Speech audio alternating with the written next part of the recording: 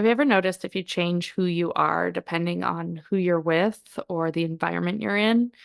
This is something that I don't tend to do often, but there's something about being recorded that makes me do this. My voice changes, my body goes more rigid, and I feel myself constricted. And it's quite interesting because I just recorded this podcast with a number of clients that I've been working with for years. Some of them are somatic experiencing practitioners, and we are all well aware of our patterning.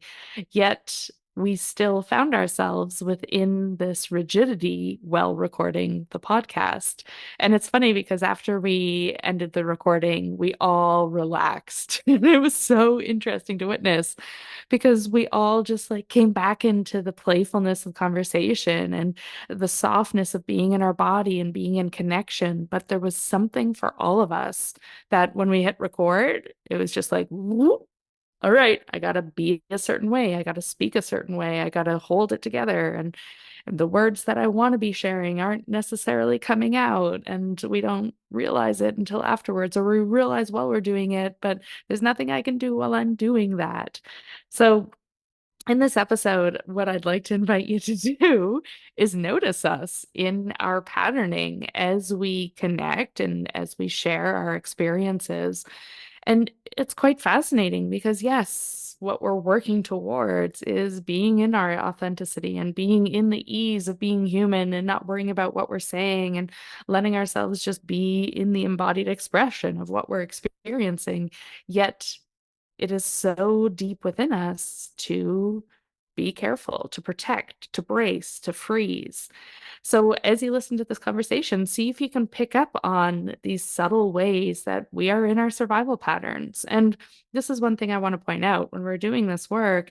It's not just about being in this authenticity all the time, right? It's about recognizing being human and the many ways we navigate that, the many ways we move through the world, still protected, still managing and controlling things or distracting ourselves from feeling things.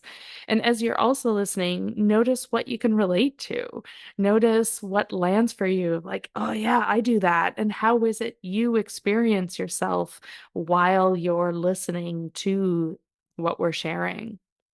Now, a lot of the focus on this conversation is around our survival patterns, but really also paying attention to these levels of freeze that we find ourselves in, how we are shut down or disconnected or numb to our experiences or how we dissociate from our experiences.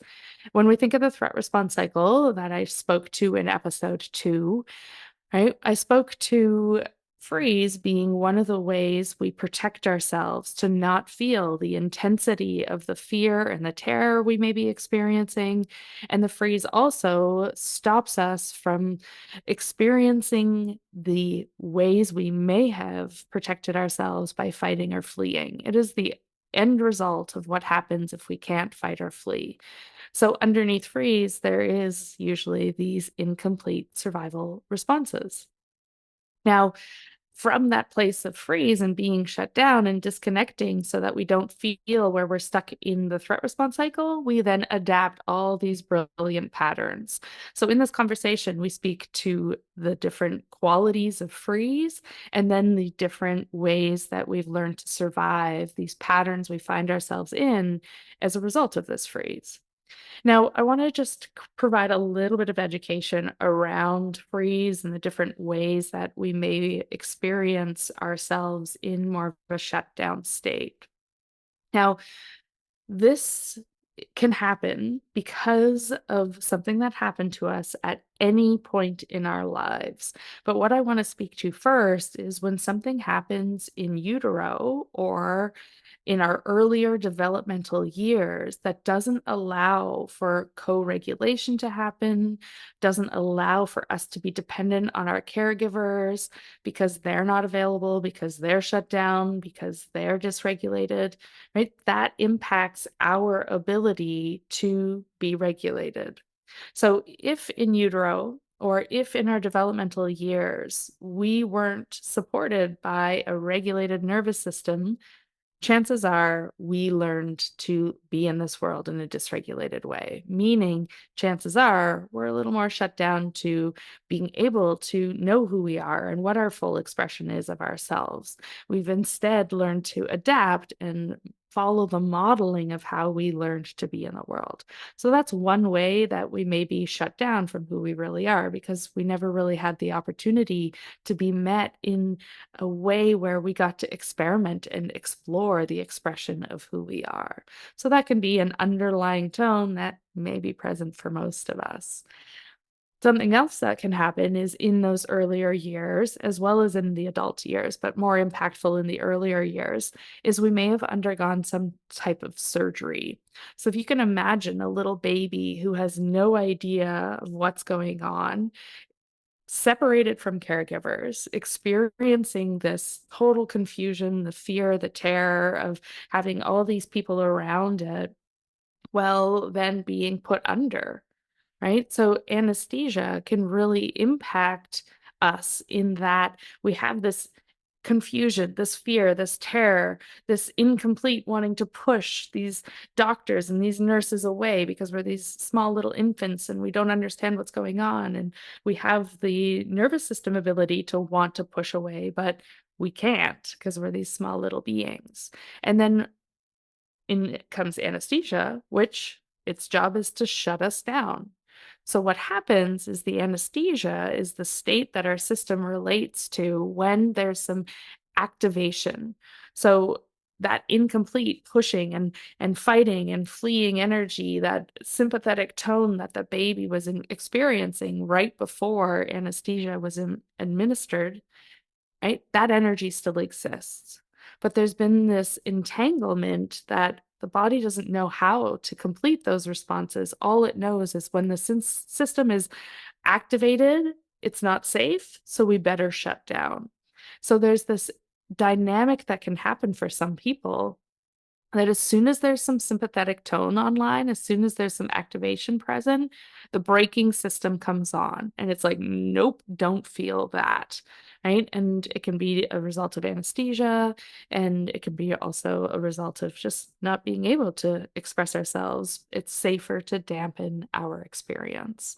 So when that happens, it can be quite confusing because it's like, oh, I just tend to get floaty and it's hard for me to get my heart rate up and it's hard for me to really feel anything. And I live in the world quite disconnected from my body. And, I seek out then these ways of feeling alive because I don't actually feel alive. I'm quite frozen and caught in the anesthesia, caught in this shutdown state with the incomplete fight and flee energy underneath. Now, this can happen later on in adulthood too, right? The impact might be the same, it might be different. As an adult, we have more understanding of what's happening when we're moving into surgeries, but that doesn't mean that there isn't fear and terror present, which then is dampened by the anesthesia. So it's quite common for people to have trauma after surgeries, especially when there was a lot of fear going into the experience and there wasn't a sense of support by the hospital staff. So if this is something you can relate to, know you're not alone. This is a thing that you can definitely get support from for. Now, another thing that can happen is just our ability to be ourselves in the world isn't supported, right? So as we grow up, we find a sense of who we are, but we're met in a way where it's not okay. This could be happening ongoingly, maybe through bullying or at home, parents not supporting who we are and expecting us to be something else, or us living in fear of who we are supposed to be and really showing up in who we think we should be instead of being that expression of ourselves, right? So we learn to dampen who we are.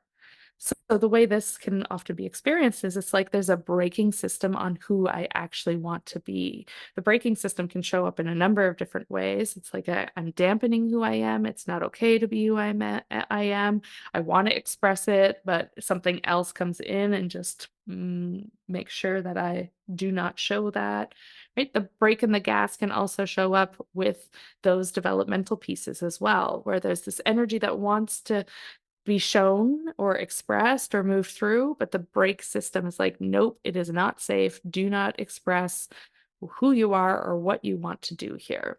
So, what I want to invite you to do while you're listening is pay attention to any qualities where it feels like, oh, this feels really floaty. Like maybe this is anesthesia, or maybe the floatiness is actually the way you've learned to survive in the world. It's like, I can't feel what I'm feeling. It's not okay. It's too much. So I actually leave my body, I dissociate.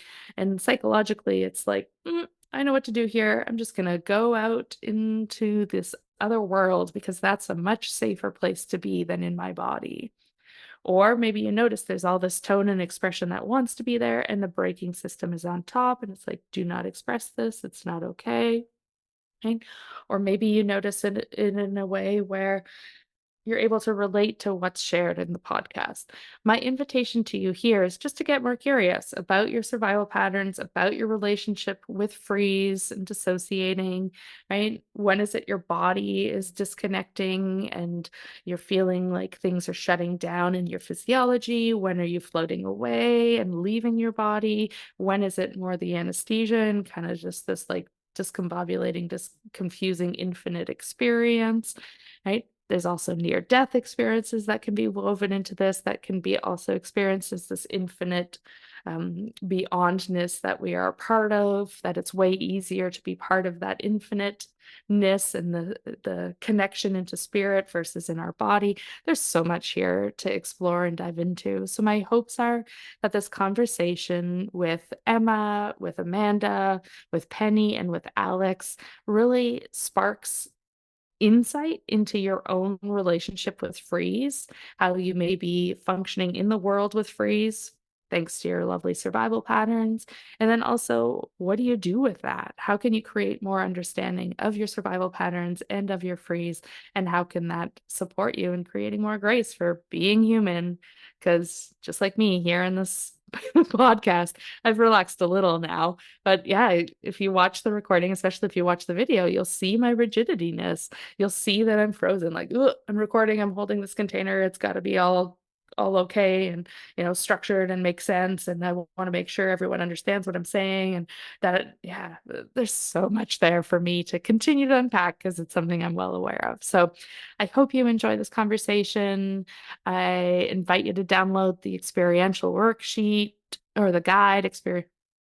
I invite you to download the experiential guide to support you in some deeper curiosities around what shows up. And yeah, feel free to also join me on the podcast so we can do some exploring around your own patterns.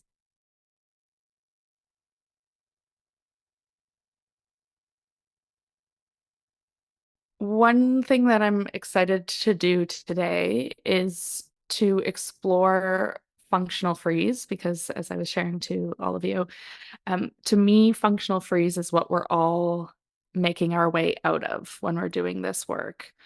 And freeze to me is such a incredible thing to inquire into because I find that there's so many different layers of freeze, different versions of freeze, and the way that our system has learned to shut us down from feeling is quite profound. And I wanted to bring the four of you on because I know your systems well, and I'm really grateful for your enthusiasm for exploring your freeze. These four beings have an incredible curiosity online in how to deepen your awareness of yourselves. And I'm just so grateful because I'm trying to think how long it's been. I want to say it's been with Amanda like a year and a half-ish that we've worked together. And then Alex and Penny, I want to say, yeah, 4 years, and Emma around the same, right? Yeah, so it's been this like 3 or 4 year journey of like really untangling from the layers of freeze, the layers of our survival patterns. And I'm really excited to have the four of you on because I am so grateful for your commitment to yourselves because the impact of that is so huge. So those people that are listening, this feels like an extremely messy intro because I'm still learning how to do intros, but who I have in front of me right now is four people: Emma and Alex and Penny and Amanda, and 4 plus me, 5 very different nervous systems. And I want to dive into our experience of who we are, how we've learned to navigate the world, and all the different ways, yet similar ways, we've learned to be human and how we're untangling from a lot of those patterns and those conditionings.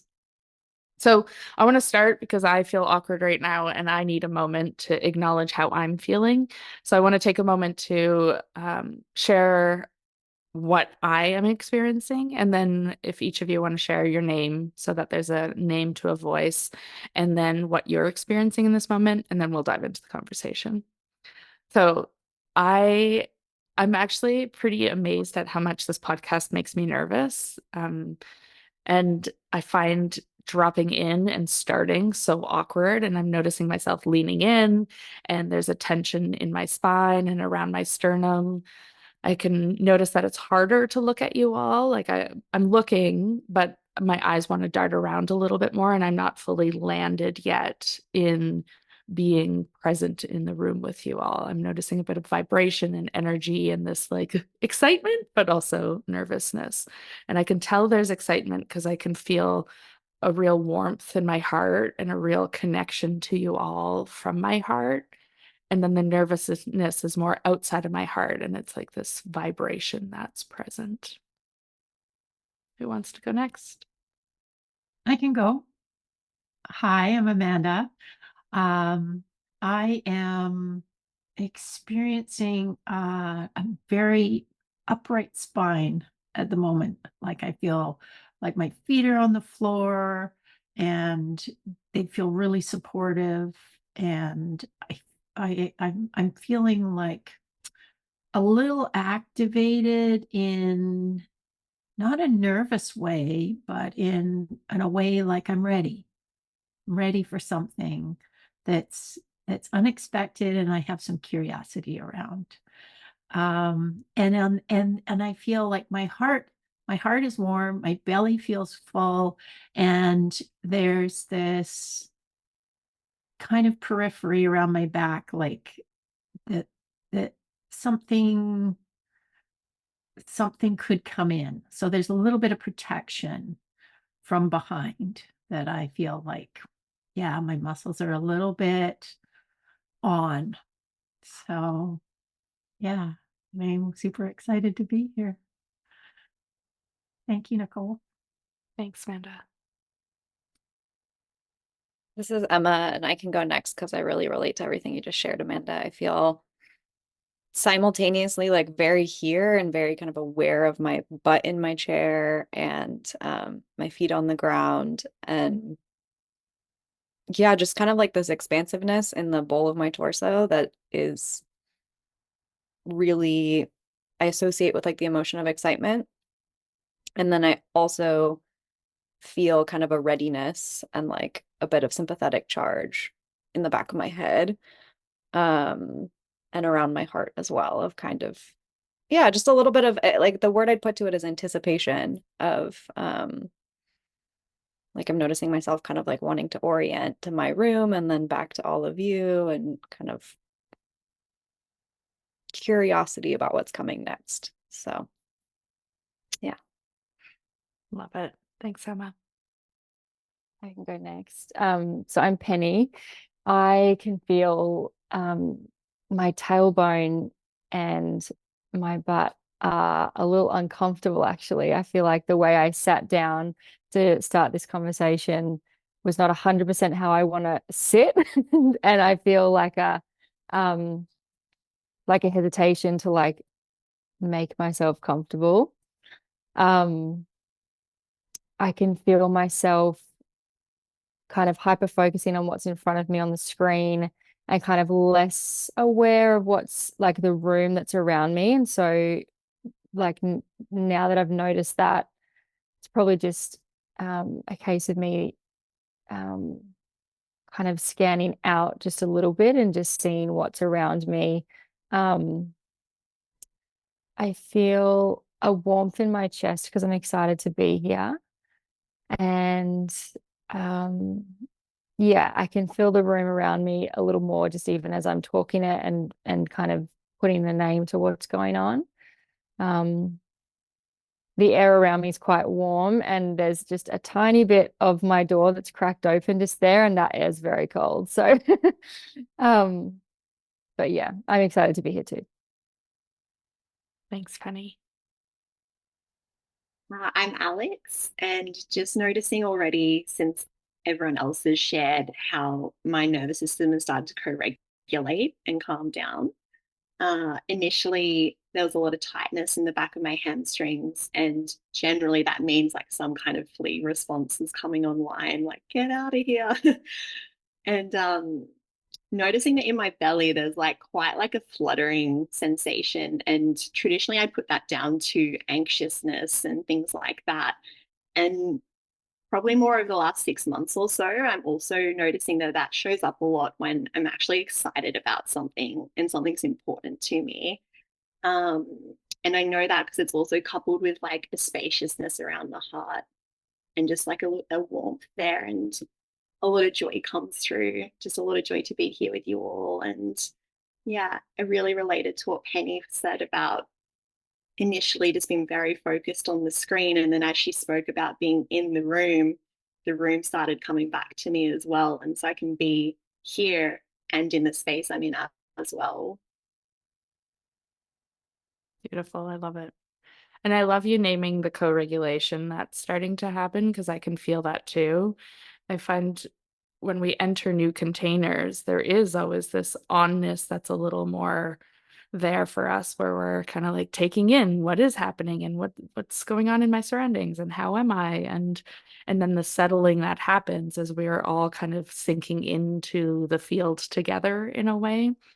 And I just find that so fascinating to pay attention to the shift we make when we're in the relational field, how there can be the way we show up and maybe more protection or more onness or more alertness, and then how that shifts as our system recognizes, oh, we are safe and we can connect, and that to me is just a juicy thing to pay attention to. And I want to just name like what we all described is a quite advanced practice. So if anyone's new listening to the podcast and they're like, how the hell do these people pay attention to all these different things? Like, again, we've been deep into this work for some time now, and this is the language we speak quite regularly. And these are the things we pay attention to quite regularly. And that's what my hope is with this podcast, is to invite more people to be able to pause and notice what it is they're experiencing, because there's so much richness in knowing what it is we're experiencing, and the ability to then hold that and get curious about that is so important to me. So I just wanted to name that for anyone who's listening that's like, what? I don't even feel my butt on the chair. What are you talking about? So what I'd love for us to inquire into a little bit is around this concept of freeze. And I find freeze is a word, and then we can attach many experiences to it. I want to almost call freeze and the ability our body has to shut down from feeling um, as a survival pattern. And there's going to be many different versions of freeze in our lives. So I'd love for us to share a little bit about our experience around this, because I believe a lot of people are, well, I believe everyone's in some version of freeze, and that the journey is the thawing out of that and remembering who we are. And we don't know we're disconnected from ourselves. We don't know that we're in freeze. We don't know that we're not feeling things until we know. And then this is where awareness is annoying. But the more we know, the more we see these patterns we're in, and the way we do shut down from feeling our experiences, the ways we dissociate, the ways we disconnect.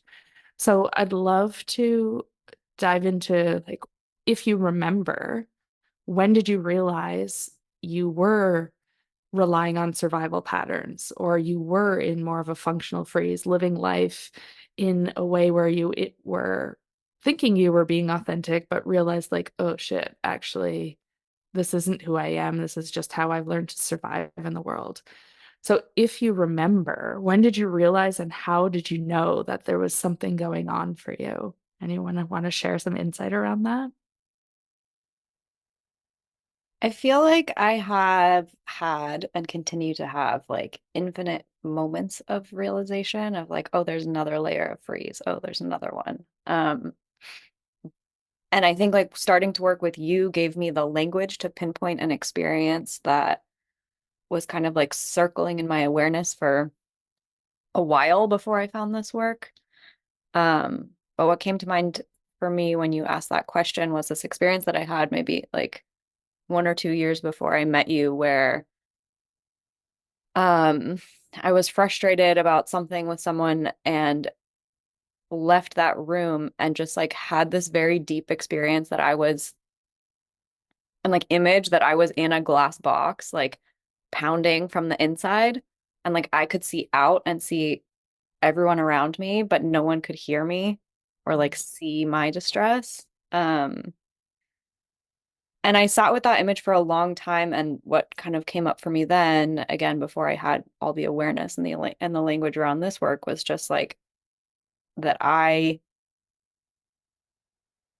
it was kind of an inflection point for me to start understanding what that thick layer of glass was and like how to come to the edges of that in a way that like allowed the part of me that was inside feeling like it was pounding on the walls to be expressed and seen and received and understood. Mhm. I love that, especially because my awareness started with a wall as well. Mine was more the wall of protection of being fine and not being seen, but very much same thing, a wall, but I wasn't banging on it. I was like, I'm good back here, thank you. One of the ways that, like, an example that feels really strong to me, how it used to show up, and I don't think I realized that I was in some sort of survival pattern until I started to not be in that survival pattern. But I think I remember being in certain social situations, and there were some friends that I felt totally relaxed around.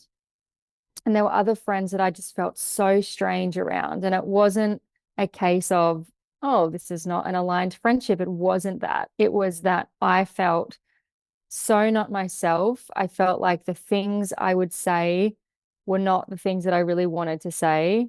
And I found that um, I just felt really tight in my body, but my entire body, not just tight in the chest. It wasn't a case of, oh, I'm a little anxious right now or whatever. It was really a case of, how can I not be myself right now? I am baffled by my own behavior, and no one else would have noticed it. It's really just this experience of like, wow, in all these other situations, I feel like myself, and right now I'm not. And it was this real contrast of that for me. Amazing. Like you had to be something else. You had to be someone else in those dynamics. Yeah. And this sense of not feeling free. There was this sense of containment that I felt. So a very, very somatic response or experience you had of like this containment container, the body kind of being impacted by that. Yeah, And it would definitely be like a super tight forehead, almost like a big pressure headache that didn't hurt, but it was a big pressure headache. And not knowing what to say a lot of the time, kind of scrambling for conversation, but that's not who I am normally. So, then, mm. thanks, Penny. Do you still have that happen? um, rarely, but when it does, it's so obvious to me, and I know exactly what's happening. And it's more a case of like, oh God, okay, this again. Mm-hmm. Yeah, but rarely, but it happens on a lot less of a scale. The symptoms are mild, which is nice. I have a few friends that I do it with too, so I can totally Mm. relate to it. The Mm. rigidity I move into, and it's like Mm. it's usually linked to like the cool kids. Yeah. It's like, yeah, the cool kids. And then I'm like, I'm so awkward. Yeah. It's normally the people you want to impress, but then you didn't realize that you wanted to impress them. Totally. Totally. Yeah, for me, I think there's always, um, yeah, there's always a sense that there was something going on, and I didn't have the language to put words to it. And that's why I started working with you, and we started talking about the nervous system and survival patterns. And it's like, oh man, I've been in freeze a long time. It's like, I think like without having the language, I've known that that's been going on almost all my life, especially in teenage years and early 20s and things like that. And it would a lot show up as anxiety. And so I just labeled it, oh, anxiety, anxiety. And, it seems like such a normal thing to have these days. And then, yeah, bringing that awareness to it actually being a survival pattern was really liberating in a way. And it allowed me to have a deeper sense of compassion for it as well. And yeah, a way that I noticed that had always shown up was this tightness in my throat and the inability to express myself freely a lot of the times, even around people was good friends with, or, thought I felt safe with. There was this feeling of unsafety and restlessness in my body.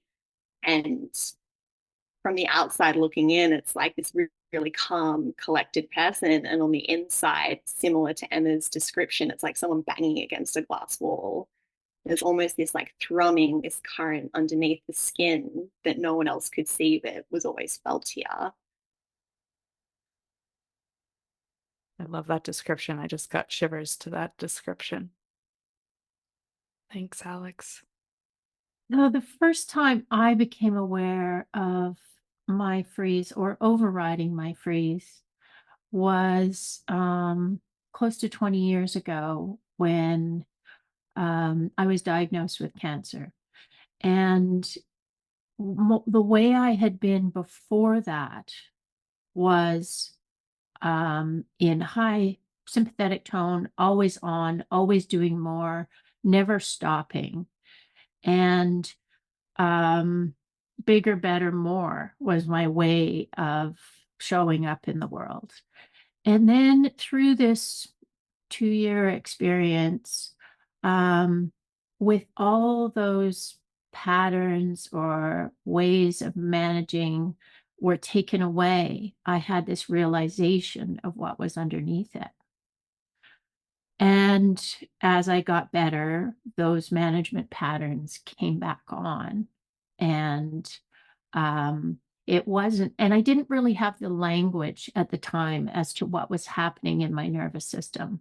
But I would speak of my cancer experience as this beautiful silver lining. Like my creativity was there, my connection with my kids was there.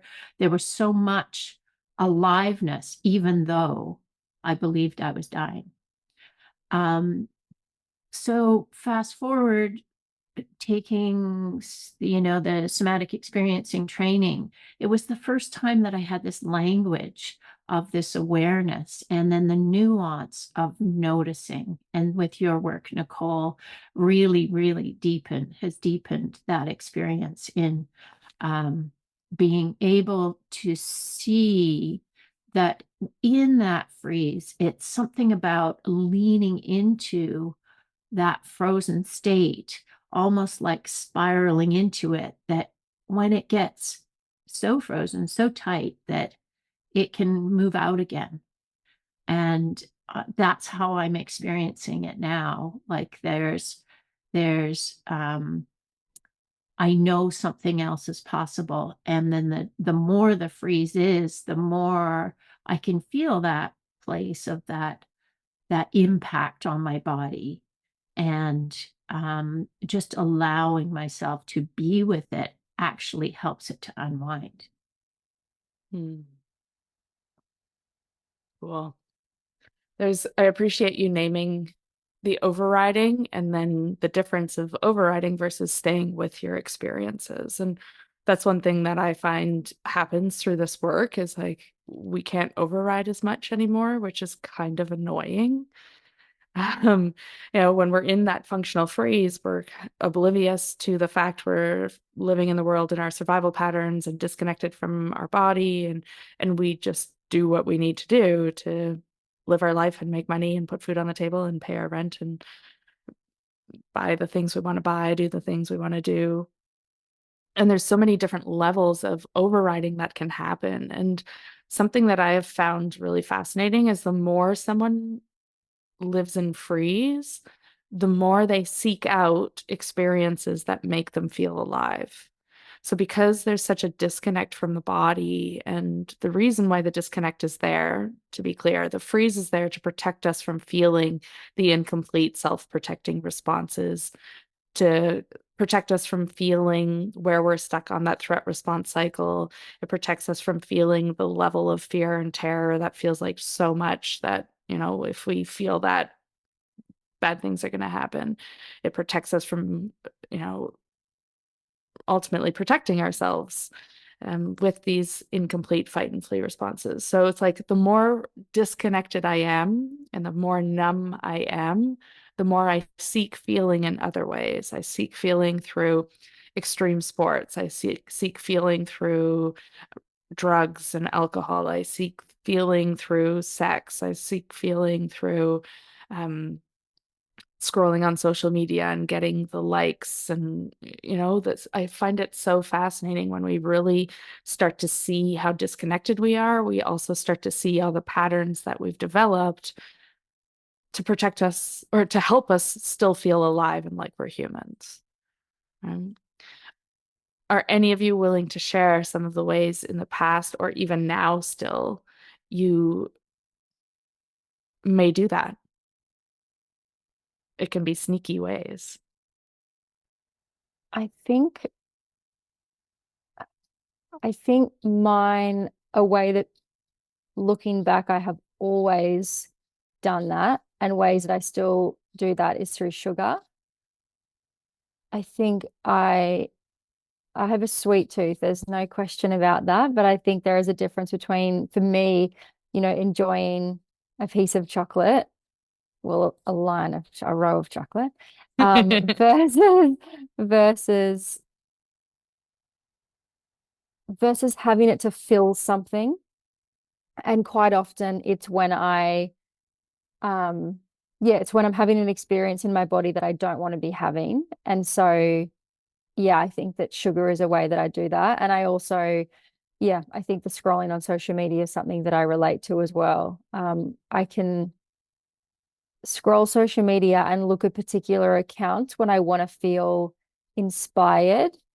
And I think there's nothing wrong with that as long as we're in right relationship with what we're doing. And I don't feel like I'm always in right relationship with scrolling on social media, because when I look at these accounts that quote unquote inspire me, quite often I'm outsourcing that because I'm not getting that in my own experience, if that makes sense. And so, yeah, I would say accounts that feel inspiring to me on social media, I can kind of hide in that, and sugar. Love it. And I think it's important to recognize, right? Like there's nothing wrong with scrolling on social media and working with being inspired or eating chocolate. And then the curiosity we can have is, when are we doing it to distract ourselves? Or when are we doing it from a place where we're seeking inspiration or seeking pleasure and satisfaction in a way where it's meeting us more in our wholeness versus meeting us in distracting us from feeling the level of freeze or the level of the energy underneath the freeze. Yeah. And I even felt this last night. I went to a concert and the line for merch was really long. And I found myself getting out my phone and scrolling. And I don't know why I did that, because I wanted to soak up this experience I was having with my partner. And I was thinking to myself, why am I doing this? Because I actually don't want to be doing this right now. And when I put my phone away, I noticed that there was like a jitteriness or an anxiousness, because I was like annoyed that the line was so long. And then I purposely put my phone away and just thought, no, I'm let's just feel the jitteriness. What's wrong with the jitteriness? Amazing. So the ability to catch yourself moving into the pattern of wanting to grab your phone and then being able to choose to actually stay with the experience instead of distract yourself. Yeah. Yeah. Anyone else have some good patterns to distract from feeling? My latest one is adrenaline TV, like a binge watch on something that actually, I don't think I have the nervous system for like high action shows. And yet, when I'm feeling particularly down or what I consider frozen, lack of motivation, and I do something like that, I will actually sit and shake. And there's something that in that avoidance of feeling the freeze or moving in towards the freeze, as I find coming out of it or feeling the feelings around um, not wanting to feel something, and how I feel towards that, rather than doing that. The complete distraction actually overactivates my nervous system in a more uncomfortable way. So even though I go to it for that, I don't find satisfaction in it. And so that leads to, oh, well, maybe if I had something nice to eat, maybe if I made some popcorn, maybe like, and then I can add to it from that place. So it's not, it seems to be the latest flavor, because I'm not, I don't want to watch a lot of TV, but it seems to shift for me, and or I can go to, the need to make beautiful food all the time as a distraction from my work, or even um, even avoiding um, social interactions can be my way, like a hiding. That can be another way that I do that. What stands out to me in what you share there, Amanda, is like the many realities that can exist at one time, right? It's like one reality exists that is in this deeper freeze. And I want to go into the types of freeze in a moment, like have each of you share a little bit about the differences, but it's like this reality exists that is in this freeze. And then you have these other realities that exist that are able to find ways of feeling in these maybe not as an enjoyable ways as you'd like, but it allows something to be there while another piece of you is still not affected. Like the freeze isn't changing, it stays frozen. You're just finding these other realities to experience at the same time. Yeah, exactly. Yeah. Exactly. Yeah, for me as a child, it was definitely lots of TV. That was the way I got that aliveness. Reading books, my head was always stuck in a book, and sometimes like the scarier the book or the bigger the mystery, the better. That's where you feel that aliveness kind of come through. And then as I as a child and as I got older, that kind of developed into a disordered eating pattern, and really like feeling that aliveness and joy like when eating specific foods. Um, and then as an adult, that disordered eating pattern only probably really started ceasing once I started working with you, Nicole, and this work, the what it's brought to me and that recognition of what's going on in my body and what patterns are at play, like it's really helped to kind of change that relationship I had with food, which has been just such a gift. And then one of like my more obvious patterns as well is travel. It's like there's nothing that gives me like a great hit and aliveness of being somewhere new. And on a micro level, noticing even when I moved to a new city to study at uni, like I'd always walk a different way home from uni every day. And it wasn't so much to explore the city, but it was to follow that little hit of just going somewhere new every day. So yeah, it's actually kind of, interesting to reflect on that now, because I've never thought of those in this kind of context. Mm-hmm. Cool. I like it. The ways we stay stimulated. And the ways it changes, the more regulation we have online, the less we're caught in our trauma, the less freeze we have online, the more that all changes. Yeah. Yeah, I think for me, I mean, there's so many different things that I've been reflecting on as everyone has shared, but what feels loud for me right now is this pattern that I'm still untangling and used to be really strong around like achievement and perfectionism. And like my way of getting the hit was procrastinating until I felt like a lot of adrenaline about, am I going to be able to complete this in the short amount of time I have left? And then,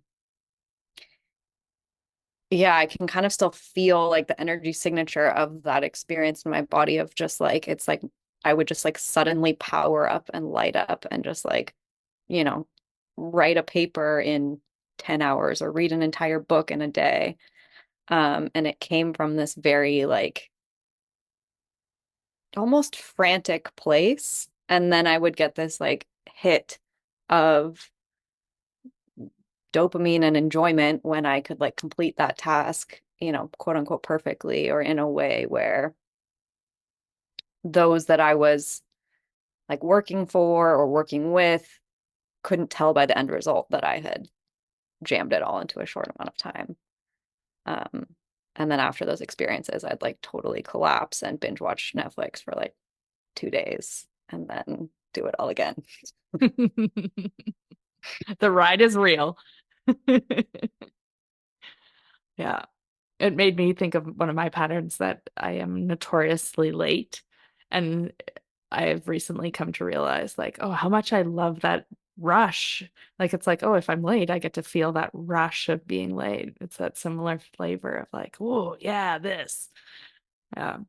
That came up for me this morning, actually. I was on a call with Nicole earlier today and I was 10 minutes late and I was like, oh, I haven't felt this in so long. But it was this like, ah, go. Yeah. What I want to name here is like we're all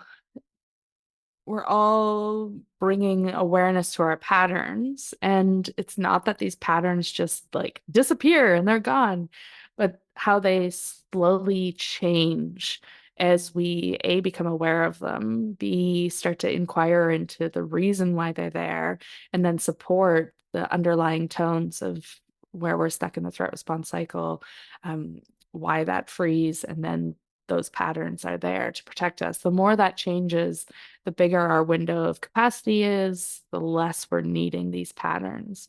But it's like it's an ongoing journey, right? Like we've all been doing this work for a while and we're still deep in it.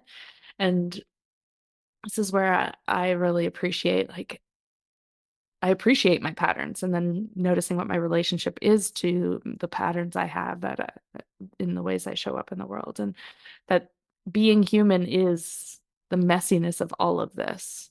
And so I just want to name that because it's so obvious. Like we're here, we're doing the work, yet we're still deep in it.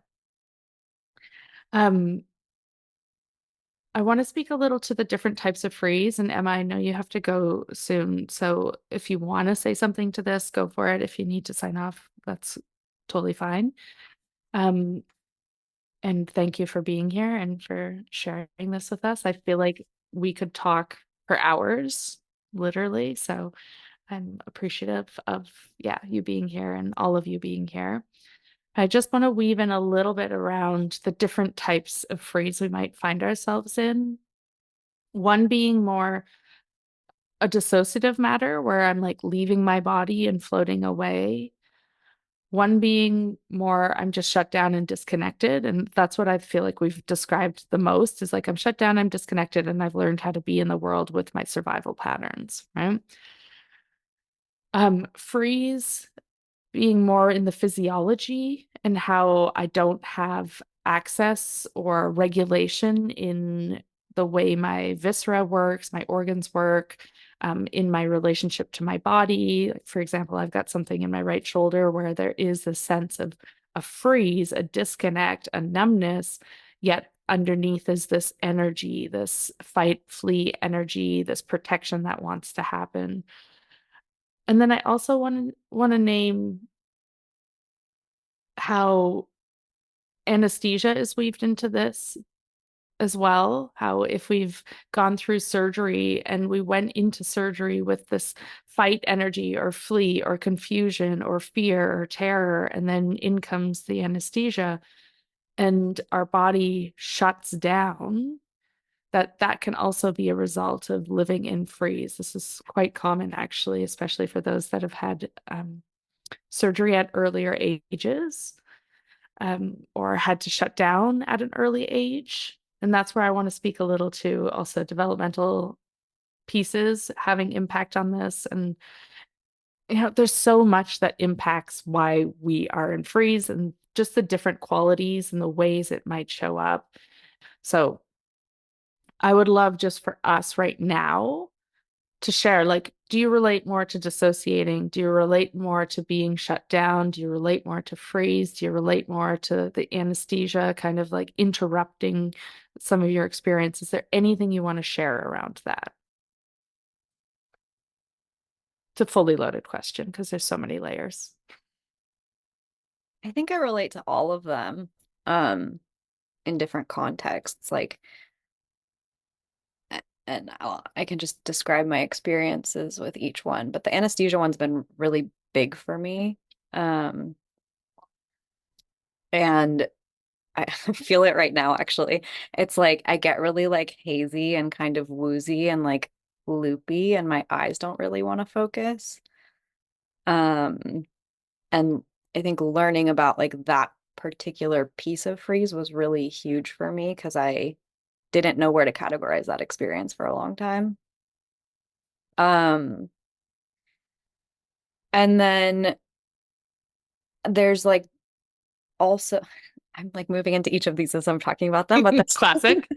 there's also a freeze that I experience that feels more like um that sense of like tonic immobility where the gas and the brakes are on at the same time, and it feels like I have so much energy, and then there's like this like stone casing around me, and like I physically could not move if I tried, but my muscles feel very, very rigid. And there's a sense of like a lot of alertness that comes with that for me.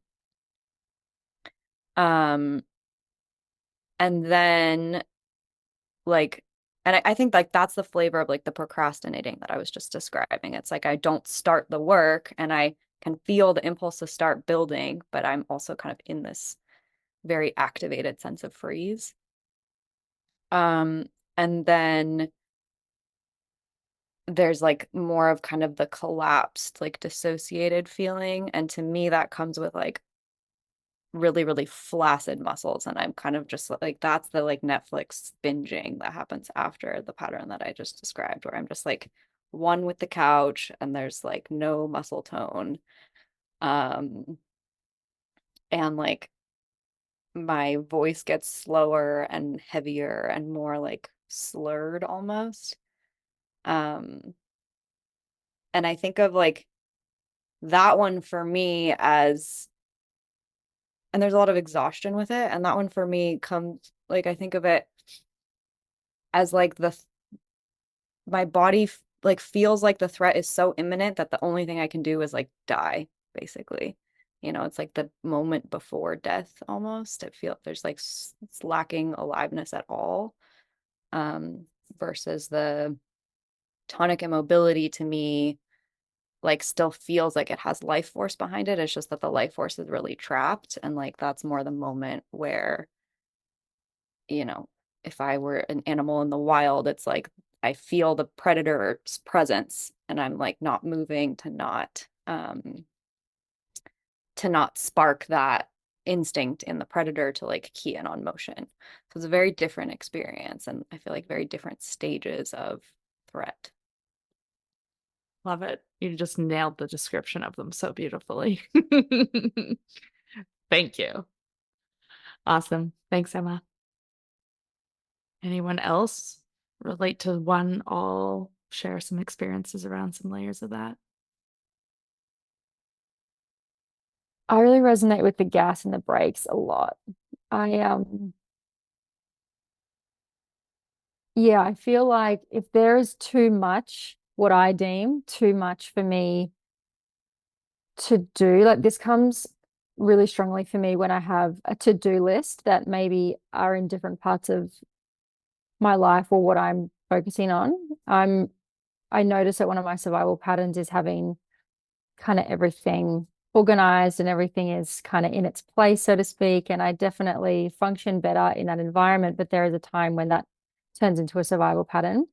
And so when things are all over the place, so to speak, whether that's a to-do list that's getting really long, or my environment is getting cluttered, just throughout the day, I can really notice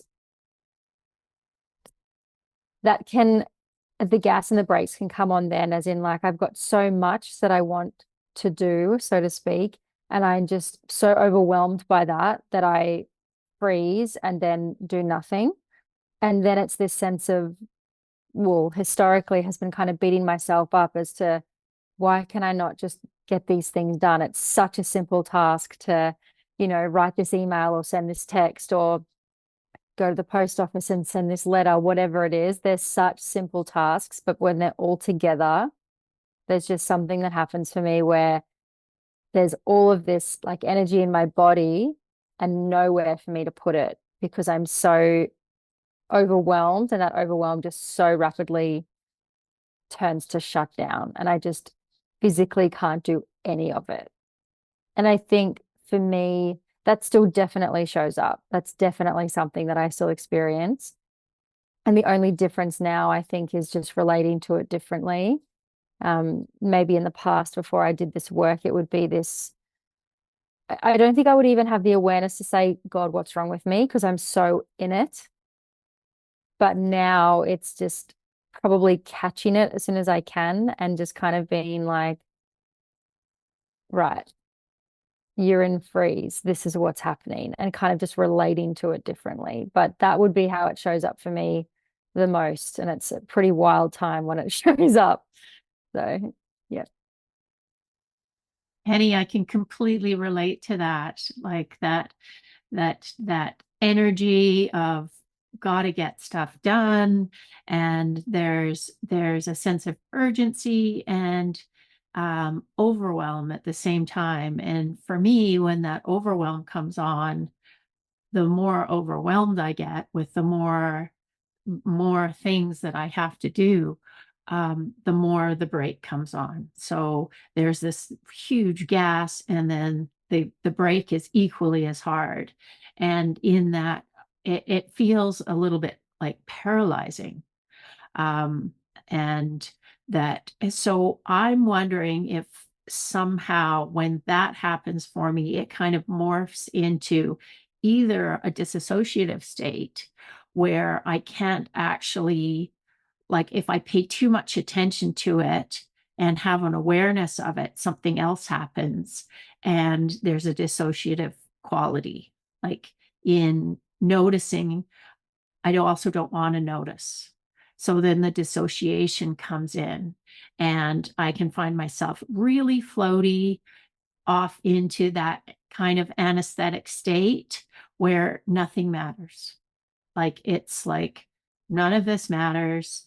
And almost into, a dreamlike state, and having awareness that these other pieces are going on. But like it's almost like in my system, one can lead to the other, can lead to the next one. And given that I've had, I'm really curious about this piece, that maybe I was born into this freeze way of system in birth trauma, in being incubated for the first 6 weeks of my life, and having had blood transfusions for the first 6 weeks of my life, that there was this freeze that is really familiar. So I believe one can lead to another in my system. So it's big. Yeah, for here, like classic Alex in Shutdown is in bed with a book and a piece of chocolate. And it's something that I do enjoy doing. And so Penny spoke earlier about being in right relationship with things. So there's times where I'm completely okay in my body, everything's fine. And I still love reading in bed with a piece of chocolate. And it's also one of my number one escapes. When that freeze comes on and everything's feeling too much. Definitely related a lot to what everyone's spoken into about, the accelerator and brakes being on at the same time. There's so much happening and so much containment at the same time. And yeah, it feels like that's quite a big theme for my life, is that it's feeling everything all at once and nothing at all at the same time. But still, and even more so over the last few years, having that awareness that so much has been felt and suppressed. And for here, it's led to almost like a lot of the times a sense of like sleepiness, or, something that in the past I would have labeled as laziness. But now knowing like this is how my body's coping, this is what my system's doing just to try and keep me alive and from trying to feel too much, is that, yeah, there's always things to do. And there's also a lot of the times where it's just been pushed away or suppressed. And I'm noticing that show up now because I'm starting to lose track of what I'm going to say. My throat is starting to get tight again. I can feel like a little bit of like a shakiness happening in my hands. Um, and yeah, so it's still very much a pattern for me. And it's also something I can now have a lot more compassion around and have that awareness, not needing to shame it when it shows up as well. Um, yeah. I love it. I love that you all named, the power of having awareness of what we find ourselves in. To me, that's the practice of being human, right? How do we create space around what we're experiencing, and hold space for what we're experiencing, and have awareness and curiosity and compassion, and be able to recognize we're still whole while we're human with these experiences that are stuck in time, that are stuck in trauma, that are stuck trying to survive. And I love that you all said it without saying that, right? That you're here with this spaciousness and this grace for being who you are and how you're navigating life. And I think where we get in our way the most is when we have judgment towards how we're showing up in the world, or want it to be different, or want it to change, or trying so hard not to be who we are. And I don't hear that in anything of what any of you are saying, right? There's this real like, yeah, this is what I'm navigating, and it's changed over time, and I have more awareness of it, and the journey's ongoing, and the way we continue to move through these layers, I believe, are endless. And the key is, how do we do it in a way where we hold that space for ourselves, where we come at it from a place of wholeness, and do it with more ease instead of more force, and trying so hard to be not doing the things that our system is so dependent on to survive, or believes it needs to be dependent on to survive. Yeah. So to wrap up, maybe if there's anything any of you want to say around that, just the journey of, creating more space for what is, and being human, and connecting into your sense of wholeness, anything that shows up around that, I welcome that. And then we'll wrap up. I think what you just said, Nicole, I resonated with a lot, with the forcing. And I think that's probably the key difference for me, is that when these survival patterns show up and I can recognize them in my body, like I'm having a physical response to something, I feel like there's a lot less forcing my way through that. Because before I realized what a nervous system was and how it responds to different situations and different environments, there was a lot of wanting to power through, or exactly what was spoken about before, overriding. And I think now that's probably one of the ways that I recognize, oh, something's going on here, when I want to force myself through something. Because when you're regulated, relaxed, whatever word you want to use, there's no forcing. You don't need to force anything. You just kind of flow with it. And so I think, I think the thing that is big for me is that I, for the most part, don't force anymore. if I'm coming up against some resistance, or if I'm noticing myself in freeze, there really is a sense of I guess compassion for it, and almost like wanting to create some space around it so that I can just almost just let it be there, no longer wanting to push through it or have it dissipate. It's uncomfortable, of course, it's uncomfortable, but I find now what is more uncomfortable is trying to force through it or override it, because then there's two really uncomfortable things going on as opposed to just just letting it be there. Awesome. Love it.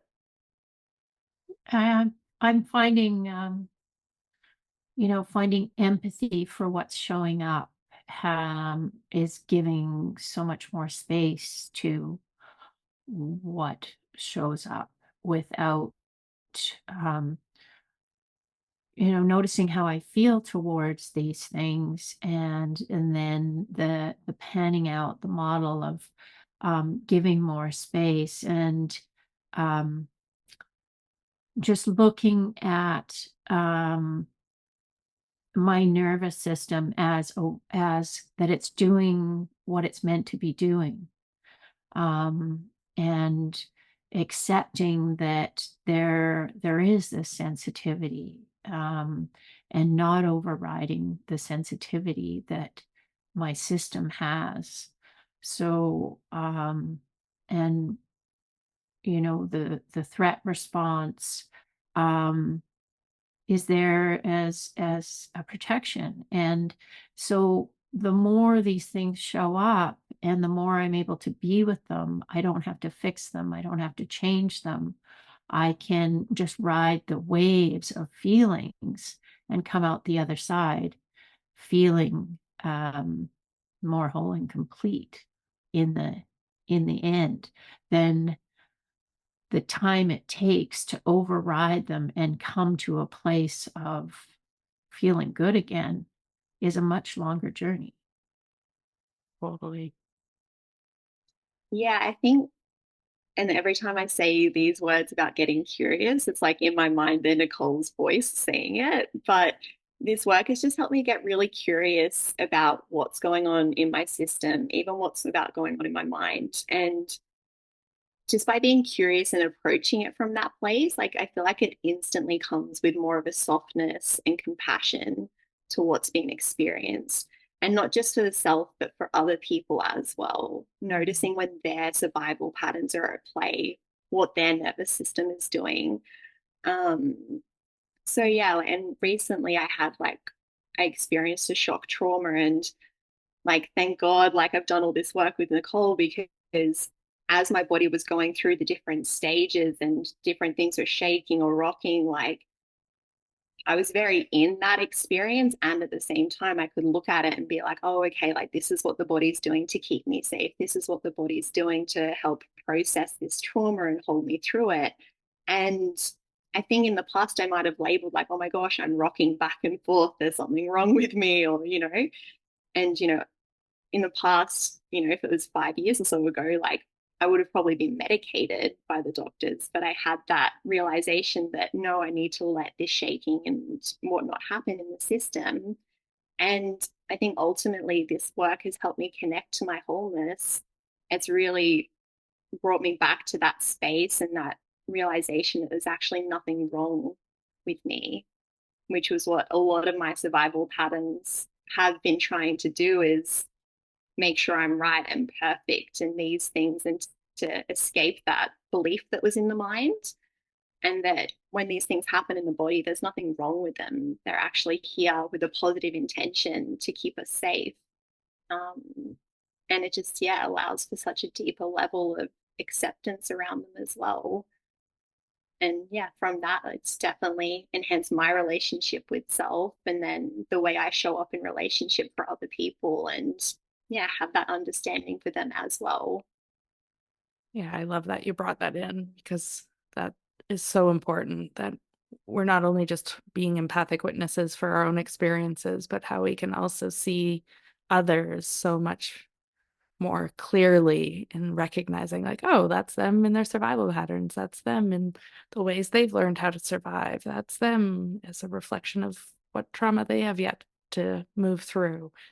and being able to have that space to hold awareness for others as well is what will change the world, in my opinion. Well, thank you all so much for being here. Like I said with Emma, it's like before Emma left, it's like we could talk, I'm sure, for hours about this. I feel like we're just getting started. When I was coming up with the idea of the podcast, I was like, how do I want to do this? I'm like, well, I want to have people like you all on the podcast where we get to have these conversations and dive into the depths and invite people into the conversations that we tend to have more on a regular basis. That's why I love Discover, because, on a weekly basis, we get to have conversations like this and to know that we're not alone in these experiences, to recognize the relatability and the importance of coming together and being seen in both the relatability and the individual experiences, to me, is so powerful. So thank you for being here. Thank you for sharing this journey with me. And yeah, I'm so appreciative of all of you and the wisdom you carry. And yeah, grateful and excited to see how things continue to unfold for all of us. Yeah. Thank you, Nicole, and thank you so much for doing this work and sharing this work and allowing us to be part of this and being the center of this circle as it ripples out into the world, into supporting other people to find their authentic self and their nervous system underneath the freeze or the activation. Yeah. Thanks, Amanda. Thank you. Yeah, this has been awesome. Thank you so much. I think the way that the work that we've done together has impacted me the most is exactly what Amanda just said so beautifully about finding your authentic self. I just think authenticity is one of my highest values, and yet here I am walking around the world not able to be authentic purely because my nervous system continuously was overriding me, not letting me do that because it didn't feel safe. And so I think the best thing about this work is really just layer by layer, allowing myself to be more authentic, to be able to be truly more present, not just in the way that, the hype word means to be present, but really letting yourself land in a space and be with someone and, be more online, which has been awesome to see over time, be more and more my experience. So yeah, I think authenticity for me is really like the benefits of this whole thing with the nervous system. Hell yeah. Love it. All right. Thank you. And thanks to all that are listening. Hopefully it sparks some curiosity around your own patterning and your own relationship with freeze and your own relationship with trying to fix and be something different, and your own relationship with finding space for who you are. Thanks so much for listening. I hope that this episode has provided you with new perspectives and insights. And if you haven't already, head to my website to download the experiential guide. Until the next time, I invite you to continue to pause and notice.